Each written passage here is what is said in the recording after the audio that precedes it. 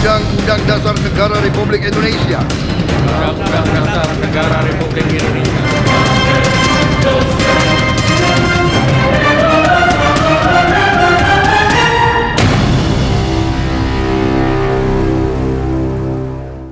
Komunikasi Kepresidenan dan Ketua Dewan Ekonomi Nasional Presiden RI Prabowo Subianto resmi melantik 48 menteri dalam Kabinet Merah Putih.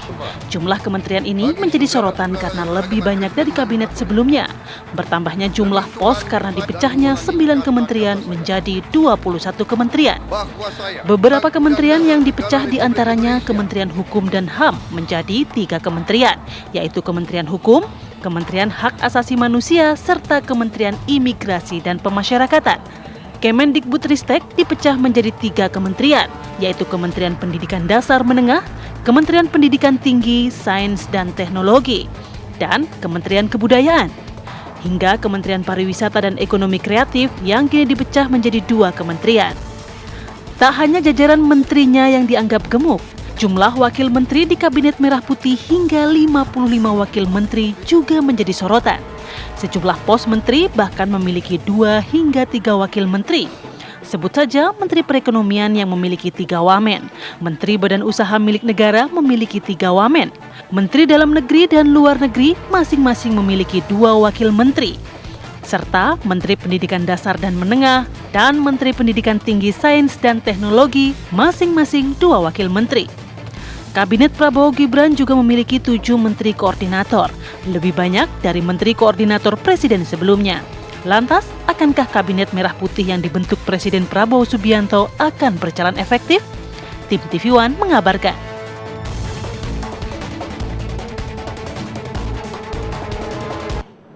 Ya, ini dia ya Rati ya, yang lagi disorot publik nih. Banyaknya kementerian yang saat ini jika dibandingkan dengan kabinet sebelumnya ya, yang kemudian dipimpin oleh Presiden Joko Widodo. Tapi kan sebenarnya nggak ada salahnya juga. Iya, gitu ya. hak prerogatif dari Pak Presiden. Prabowo Subianto. Betul. Tapi kalau banyak yang mengkritisi ini sebenarnya anggarannya gimana, tumpang Nah. tindih atau tidak, kemudian apakah bisa efektif nanti langsung bekerja cepat begitu, atau justru Itu. ada honeymoonnya dulu bulan madu biasanya Betul, kan penyesuaian. Nah, itu sebenarnya yang dikepoin sama masyarakat ya. Kita akan langsung membahasnya pemirsa di perbincangan kami di Apa Kabar Indonesia pagi kali ini. Sudah ada sejumlah narasumber yang hadir. Sudah ada Bang Andre Rosiade, politisi Partai Gerindra. Bang Andre, sehat Selamat ya? pagi, Assalamualaikum. Waalaikumsalam, alhamdulillah sehat. Tiara, Rati, Alhamdulillah. Bang Hamdan, Prof Ibnu, sama Bang Andreas yang ada di Zoom. Oke, sudah di-spill duluan ini narasumbernya. Di sebelahnya sudah ada Bang Hamdan, Pak Hamdan Hamedan, tenaga ahli utama Kantor Komunikasi Kepresidenan. Pak Hamdan, apa kabar? Assalamualaikum, Pak Hamdan. Assalamualaikum. Sehat ya. Kemudian juga Prof Ibnu Hamad, pakar komunikasi politik dari Universitas Indonesia. Assalamualaikum. Pagi, Prof. Pagi Mbak Rati. Dan melalui sambungan Zoom ya, sudah ada Bang Andreas Hugo Pereira, politisi PDI Perjuangan. Ya, selamat pagi Bang Halo, Andreas. selamat pagi. Assalamualaikum.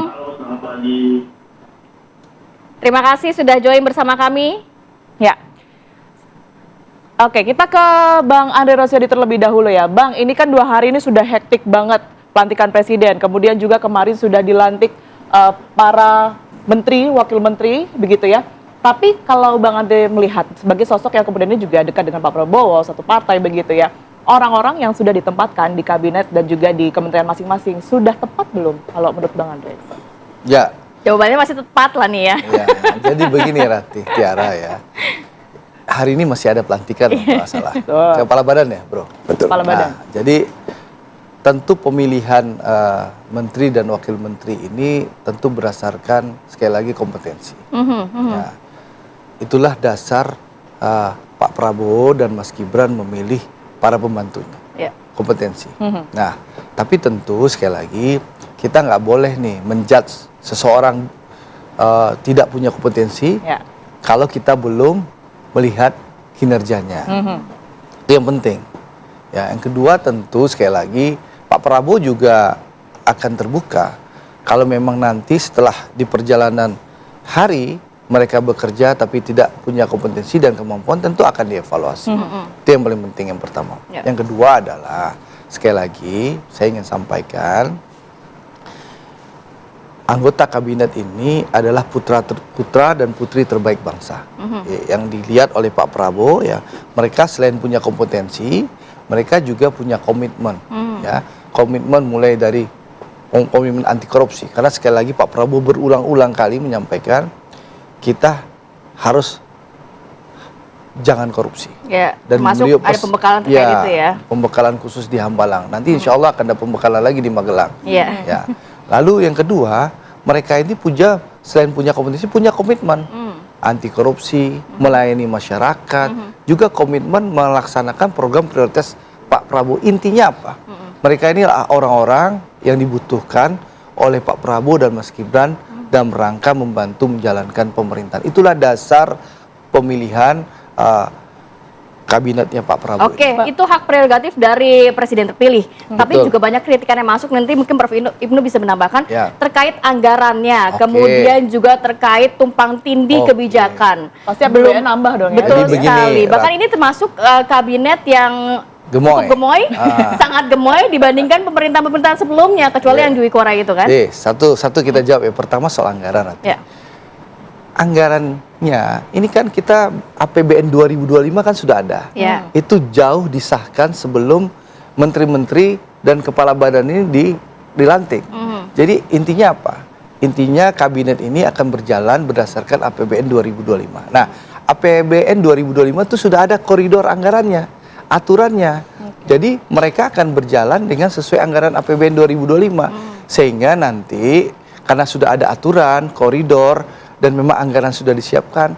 Jadi tidak usah terlalu khawatir. Karena sekali lagi Pak Prabowo karena merupakan pemerintah berkelanjutan dari Pak Jokowi. Ya. Jadi APBN 2025 itu sudah disesuaikan dengan postur kabinet Pak Prabowo. Jadi tidak terlalu perlu khawatir. Bahkan sehingga nanti anggaran itu akan fokus. Misalnya menteri yang anggarannya gemuk dulu. Ya, itu dengan ada pemecahan itu akan lebih efektif anggarannya di masing-masing kementerian. Karena sekali lagi, kenapa kementeriannya gemuk ya? Karena memang ingin lebih fokus ya, dan lebih spesialisasinya kepada bidang-bidang yang sangat penting. Jadi intinya apa? Gemuk ini dalam rangka merespon permasalahan yang lebih kompleks, merespon isu-isu yang lebih kompleks. Sehingga dengan itu ya kita berharap para menteri ini benar-benar fokus ya untuk menyelesaikan permasalahan sesuai bidang-bidangnya masing-masing. Tepat sasaran begitu ya. Memang ingin tepat ya? sasaran karena gini, Pak Prabowo itu punya target apa sih? Pertumbuhan ekonomi 8%. Jadi harus ada terobosan. Nah, salah satunya terobosannya adalah kementeriannya fokus kepada bidang-bidang yang memang spesialisasinya di situ. Misalnya lingkungan, dulu kan Kementerian LHK, lingkungan dan kehutanan. Sekarang ada Kementerian Lingkungan, ada Kementerian Kehutanan. Lalu Menteri PUPR, ada Menteri PU sekarang, ada Menteri Perumahan sekarang. Di komisi saya nih, ada Menteri Koperasi dan UMKM. Ya, ada sekarang Menteri Koperasi, ada Menteri UMKM. Jadi ingin fokus sehingga masyarakat tuh betul-betul merasakan bahwa kehadiran menterinya bisa menyelesaikan problem yang ada di tengah Itu masyarakat. yang kita tunggu ya, Bang Ade ya. Tapi Pak Hamdan kalau melihat tadi Bang Ade sempat menyinggung ya, ini sebenarnya butuh waktu gitu, nggak ada salahnya juga, hanya butuh waktu aja. Tapi berapa lama pertanyaannya kalau Anda melihat, karena kan bedanya cukup jauh ya, dari yang tadinya menteri ini ada 34, sekarang jadi 48 begitu. Cukup jauh, penyesuaiannya tadi yang seperti sudah disinggung, ini kira-kira berapa lama ya? Jadi sejatinya sebetulnya kementerian-kementerian ini tugas dan fungsinya sama seperti sebelumnya. Jadi dapat dikatakan tidak ada yang betul-betul baru. Tugas fungsinya sudah distipulasi bahkan di undang-undang. Jadi kementerian yang memang sudah ada sebelumnya bisa langsung bergerak dengan cepat. Kementerian Pertanian misalnya. Tapi ada yang nggak tahu kantornya di mana. Nah, Bekerjanya masih koordinasi dengan wamennya dan pihak-pihak lainnya. betul. Jadi kan kita memahami bahwa terkadang kita memang harus slow down, take one step back, tapi to run faster. Ini yang dilakukan. Take one step back, but you can run faster. Karena kenapa?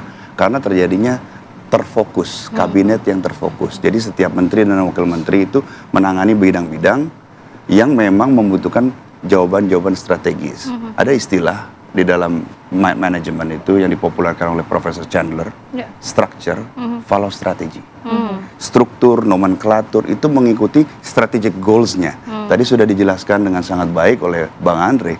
Target utamanya apa? Misalnya percepatan ekonomi yang tumbuh hingga 8%. Terus kemudian Pak Prabowo sangat berkomitmen untuk menghapus kemiskinan ekstrim dari Indonesia. Oke. Yang sekarang itu sekitar 0,8% dalam waktu 1-2 tahun. Maka perlu ada seperti yang disampaikan Bang Andre, perlu ada terobosan-terobosan. Inilah yang akan diupayakan dengan kementerian yang terfokus, yang sebetulnya dengan spesialisasi sebetulnya menjadi lebih ramping. Karena waktu, ingat ketika kita berbicara budget, time is also money. Ya, pasti. Dengan yang terspesialisasi dan terfokus, tiap menteri dan wakil menteri mempunyai lebih banyak waktu untuk menargetkan dan menyelesaikan tugas-tugas yang diberikan. Saya berikan asumsi misalnya begini. Satu menteri misalnya, menteri tadi Bang Andre bilang menteri Koperasi dan UMKM. Dia harus membagi waktunya setiap hari. Andaikan dia bekerja mulai dari jam 6 pagi sampai jam 8 malam ataupun jam 10 malam, dia kerja 16 jam. Dia harus bagi waktu itu 8 jam. Jadi dalam waktu 1 tahun itu akumulasinya 2.900 jam. Karena harus dibagi. Tapi kalau dia fokus, maka waktunya itu hampir 6.000 jam. Ada kritikan banyak minim fungsi katanya. Banyak struktur minim fungsi. Apakah dalam arti banyak sekali menteri-menteri yang akhirnya dipecahkan, apakah nantinya fungsinya juga jadi semakin sedikit begitu? Tidak juga. Karena, akan fokus justru ya? Karena akan fokus, karena seperti yang disampaikan, ada target-target yang sudah diset oleh Pak Prabowo sebelumnya. Pertanian, misalnya dengan swasembada pangan, kemiskinan, kemudian percepatan SDM, makanya ada kementerian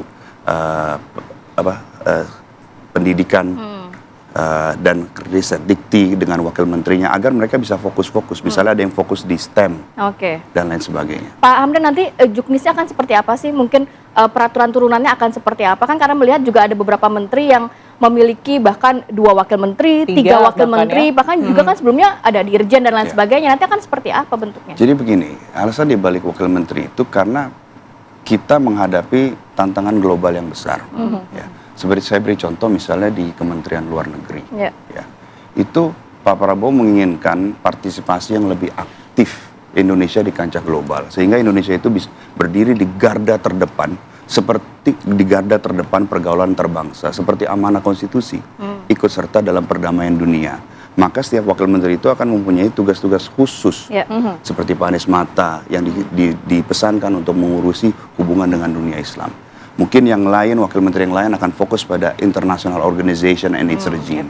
Jadi setiap menteri itu, wakil menteri itu mempunyai waktu, atensi yang tepat untuk mencapai target. Dan juga karena statusnya sebagai wakil menteri, maka beliau pun mempunyai gravitas ketika berbicara di dunia internasional. Memiliki gravitas untuk berbicara di dunia internasional. Saya akan minta pandangan Bang Andreas terlebih dahulu yang sudah tersambung melalui Zoom. Bang Andreas, silakan.